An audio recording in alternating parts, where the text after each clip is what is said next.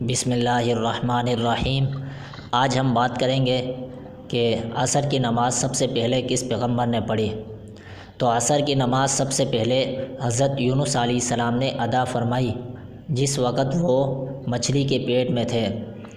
وہاں انہوں نے اللہ تعالیٰ کو پکارا، جس کو اللہ تعالیٰ نے قرآن پاک میں اس طرح نقل فرمایا ہے: فنادا فی الظلمات اللہ الہ الا انت سبحانک انی کنت من الظالمین فاستجبنا لہ ونجیناہ من الغم وکذالک ننجی المؤمنین۔ چنانچہ انہوں نے ہمیں تاریکیوں میں پکارا تو ہم نے ان کی دعا قبول کر لی اور ہم نے ان کو اس گھٹن سے نجات دے دی جو ان کو مچھلی کے پیٹ میں ہو رہی تھی۔ اسی طرح ہم ایمانداروں کو نجات دیتے ہیں۔ جب اللہ تعالیٰ نے ان کو مچھلی کے پیٹ سے نکالا تو انہوں نے شکرانے کے طور پر 4 رکعت نماز ادا فرمائی۔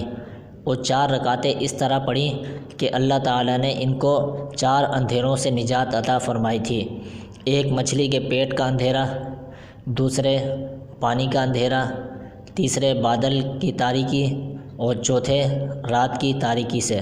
ان 4 تاریکیوں سے نجات کے شکرانے میں عصر کے وقت حضرت یونس علیہ السلام نے 4 رکعت نماز ادا فرمائی، اور اللہ تعالیٰ کو یہ 4 رکعت اتنے زیادہ پسند آئیں کہ اللہ تعالیٰ نے ان کو نبی پاک صلی اللہ علیہ وسلم کی امت پر فرض فرما دیا۔